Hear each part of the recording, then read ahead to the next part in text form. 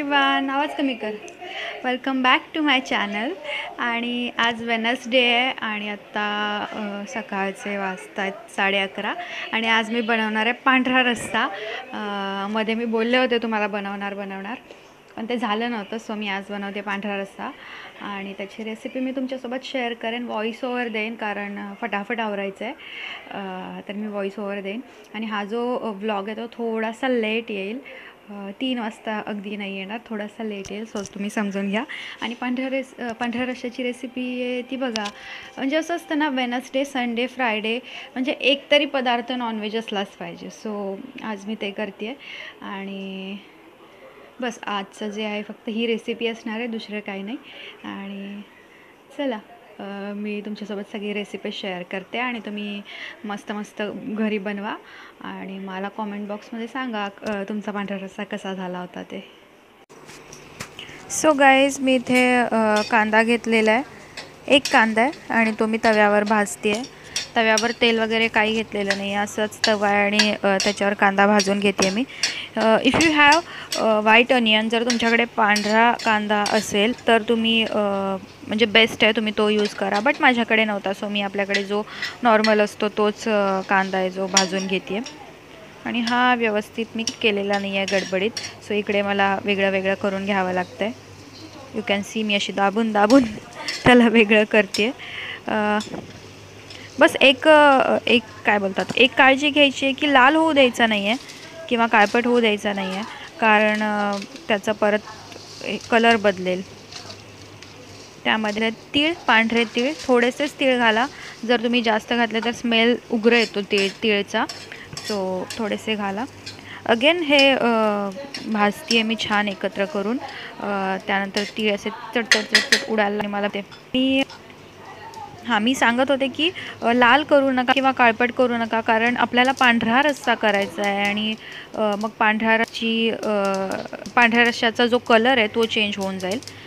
So त्याला पांढरटच राहिलं पाहिजे, थोडंसं कच्चं राहिलं तरी चालेल पण पांढरट असू दे.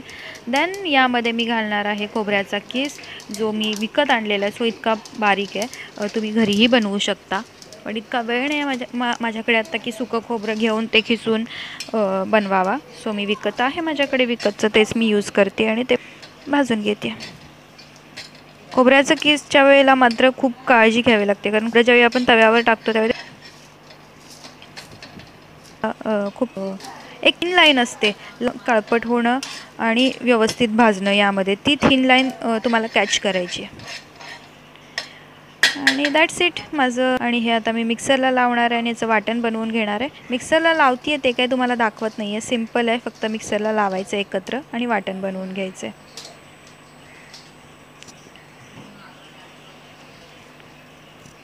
देन मी एक पॉट घेतलेलं आहे, भांडं घेतलेलं आहे, ज्याच्यामध्ये मला पांढरा रस्सा करायचा आहे आणि त्यामध्ये मी तूप घालते आहे.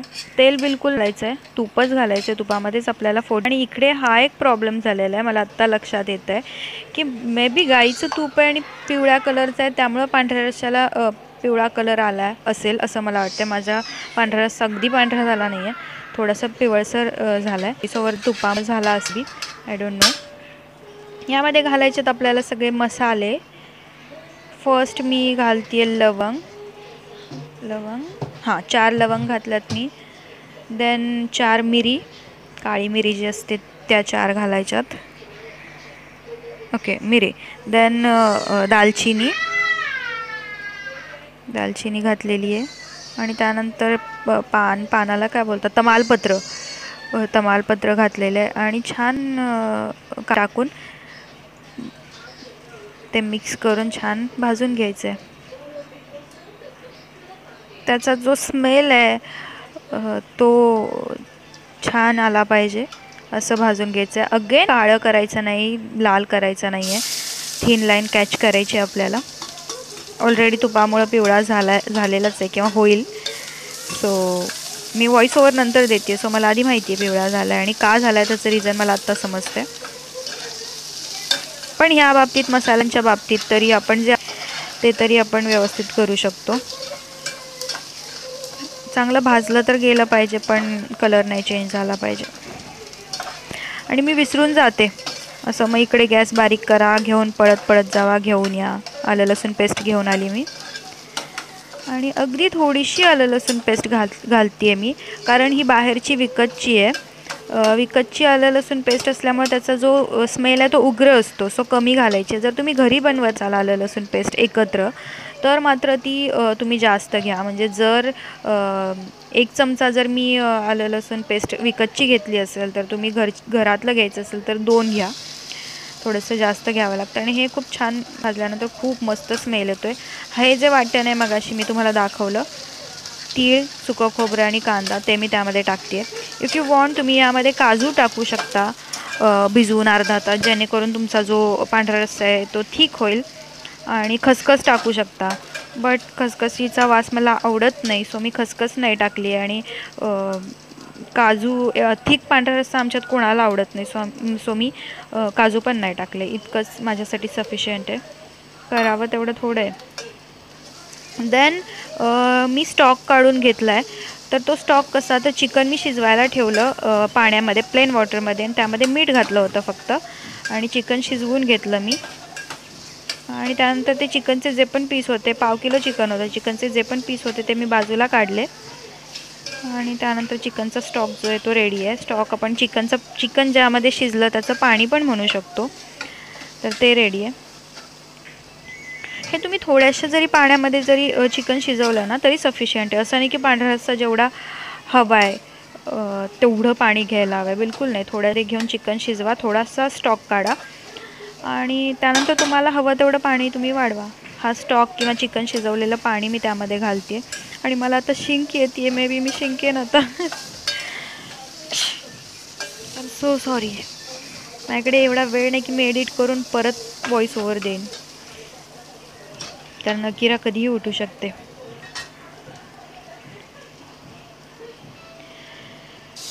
सो हा स्टॉक घातलेला आहे आणि मी हलवते आहे. त्यामध्ये तुम्हाला हवं तितकं पाणी तुम्ही वाढवू शकता, तुम्हाला जितका पांढरा रस्सा हवा आहे तितका. आणि जर तुम्ही नॉनव्हेज खात नसाल, फक्त व्हेज खात असाल, तर खूप छान एक ऑप्शन आहे माझ्याकडे. म्हणजे माहिती असेल बऱ्याच जणांना,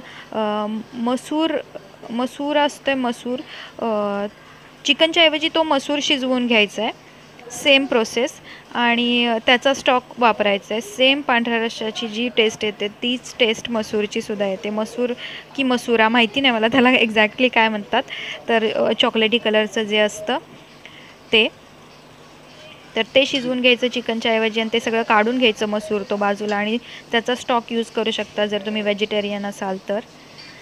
देन यामध्ये आता मला घालायचं आहे नारळाचं दूध, जे मी सुरुवातीलाच काढून ठेवलेलं आहे.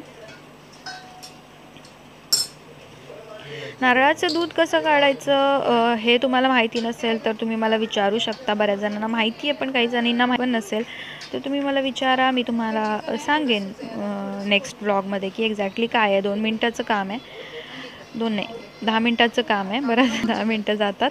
आणि ते मी आता त्यामध्ये घातलेलं आहे. नारळाचं दूध घातल्यानंतर एक काळजी घ्यायची आहे, हलवत राहायचं आहे कंटिन्युअस.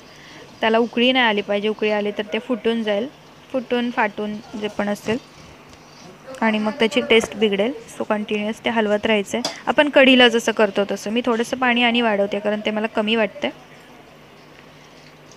सो वाढवते.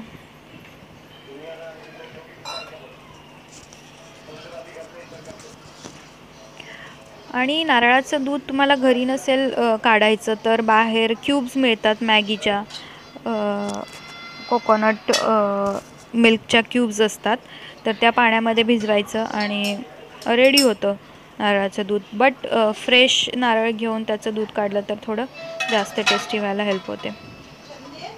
मी आता काय करते मलाच नाही आठवत आहे.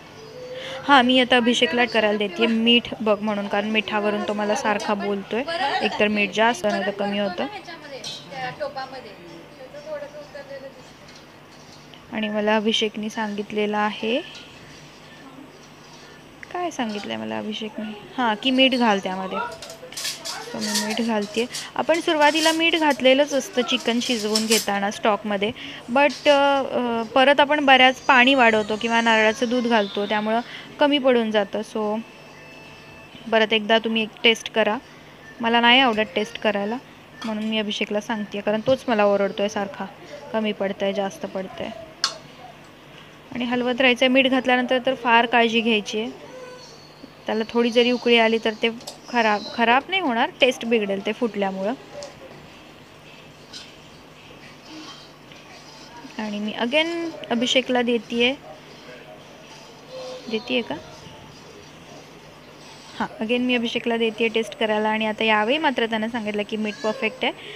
And that's it. हा पांढरा रस्सा रेडी आहे. इफ यू वॉन्ट तुम्ही गाळून घेऊ शकता हे सगळं जे पण आहे ते, किंवा आहे असंच तुम्ही यूज करू शकता. गाळून घेतलं तर बेटर आहे. सो मी आता सर्व केल्यानंतर वाटीमध्ये तुम्हाला दाखवेन. That's it. व्हॉईस ओव्हर देताना पण थोडंसं टेक्निकल इश्यूमुळं पुढं पाठीमागं झालेलं आहे. मी अगदी करेक्ट करायचा प्रयत्न केला बट ते नाही होत आहे. सो तुम्ही थोडं समजून घ्या. आणि माझ्याकडे इतका वेळ नाही आहे की मी जाऊन परत डिलीट करून परत 10 मिनटाचं व्हॉईस ओव्हर देईन, कारण अकिरा उठेल आता. सो तुम्ही तेवढं समजून घ्या. आणि तुम्हाला आय होप तुम्हाला रेसिपी समजली असेल.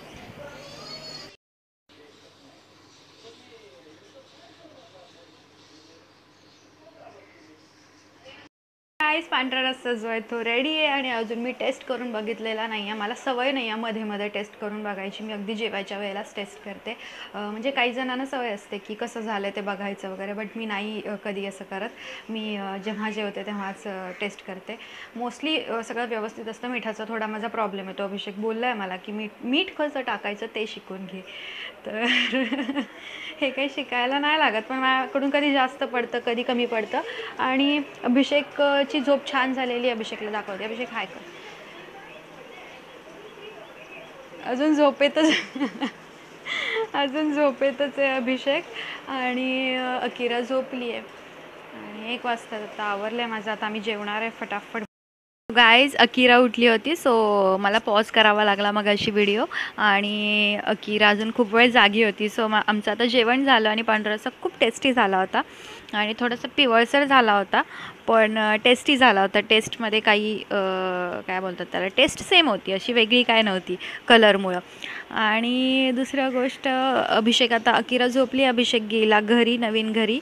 आणि माझा एंड राहिला होता व्लॉगचा, तर तो मी एंड करून घेते आहे. आणि फटाफट एडिटिंग करते, फटाफट पब्लिश करते. आणि मग तुम्ही व्लॉग जो आहे तो पाहायला रिकामे आणि मी झोपायला रिकामे. तुम्हाला दिसत असेल माझे डोळे भयानक असे झोप आल्यासारखे झालेत. आणि येस, मला खूप झोप आली आहे, माहिती नाही का. आणि अकिरा झोपली आहे तेवढाच वेळ फक्त मला झोप मिळते. आणि आय होप तुम्हाला पांढरा रस्सा आवडला असेल, ॲटलिस्ट बघून आवडला असेल, नजरेनं सुख घेतलं असेल तुम्ही पांढऱ्या रस्स्याचं. आणि खूप टेस्टी झाला होता. तर तुम्ही आज रात्री ट्राय करा, किंवा उद्या परवा जेव्हा पण तुम्हाला जमेल तर तुम्ही ट्राय करा. आणि मला सांगा पांढरा रस्सा कसा झाला होता. मला आज एक कॉमेंट आली की जे मी झटपट चिकनची रेसिपी दिली होती तर ती त्यांनी करून बघितली. मी तुमचं नाव विसरले आणि आता बघितलं नाही, मी सकाळी बघितलं होतं. तर त्यांचं नाव मी नेक्स्ट ब्लॉगमध्ये सांगेन. तर त्यांना खूप आवडलं आणि त्यांनी करून पण बघितलं. तर थँक्यू सो मच की तुम्ही मी सांगितलेली रेसिपी बघितली आणि केली, त्याबद्दल थँक्यू. आणि तुमचं नाव मला आत्ता आठवत नाही, आय एम सो सॉरी, पण मी पुढच्या व्लॉगमध्ये तुमचं नाव नक्की सांगेन. सो आता वेळ झाली आहे टाटा बाय करायची. मी पुन्हा येईन नेक्स्ट व्लॉगमध्ये मस्त काहीतरी इंटरेस्टिंग व्लॉग घेऊन, काहीतरी इंटरेस्टिंग गोष्टी घेऊन. तोपर्यंत bye, take care, have a good day.